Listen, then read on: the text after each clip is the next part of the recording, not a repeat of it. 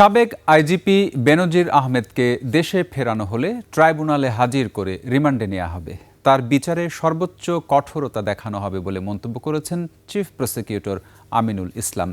একই সঙ্গে ট্রাইব্যুনালে বেনজিরের বিরুদ্ধে শাপলা চত্বর সহ 10টি মামলার তদন্ত চলছে বলে জানিয়েছেন চিফ প্রসিকিউটর। এদিকে রামপুরায় কার্নিশে ঝুলে থাকা তরুণকে গুলি ও 2 জনকে হত্যা মামলার রায় 28 জুন নির্ধারণ করেছেন ট্রাইব্যুনাল। আরও জানাচ্ছেন শাকেরা আরজু।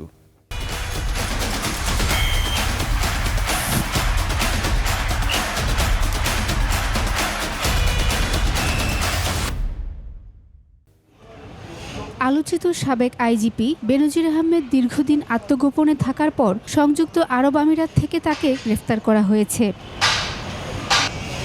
দেশের পুলিশ বাহিনীর গুরুত্বপূর্ণ 3টি পদে 1 দশকেরও বেশি সময় ধরে দায়িত্ব পালনের সময় নানা ঘটনায় বারবার আলোচনায় এসেছেন বেনজির আহমেদ। সোমবার বেনজিরকে গ্রেফতার, দেশে ফেরানো ও বিচারের মুখোমুখি করা নিয়ে ব্রিফিং করেন আন্তর্জাতিক অপরাধ ট্রাইব্যুনালের চিফ প্রসিকিউটর। সাক্ষীর কার্যক্রম শেষ হয়েছিল।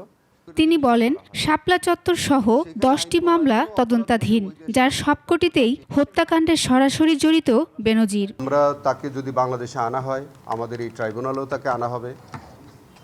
যেগুলোতে বিচার চলছে সেখানে হাজির করা হবে, যেগুলো তদন্তাধীন আছে সেগুলোতেও তাকে রিমান্ডে নেওয়া হবে।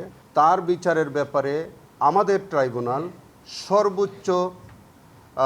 সর্বোচ্চ কঠোর হস্তে এই বিচারটি সম্পন্ন করা হবে। বেনজির আহমেদ শুধু শাপলা চত্বরের মাস্টারমাইন্ড নয়, নির্বাচনে কারচুপি, বিভিন্ন দুর্নীতি, দুষ্কৃতিকারী বলেও মন্তব্য করেন চিফ প্রসিকিউটর। নানান প্রক্রিয়ায় যে একটা অবৈধ নির্বাচন করার যে অন্যতম কারিগর ছিলেন বেনজির আহমেদ। এই দেশের গণতন্ত্র নস্যাৎ করবার জন্য হাজার হাজার মানুষকে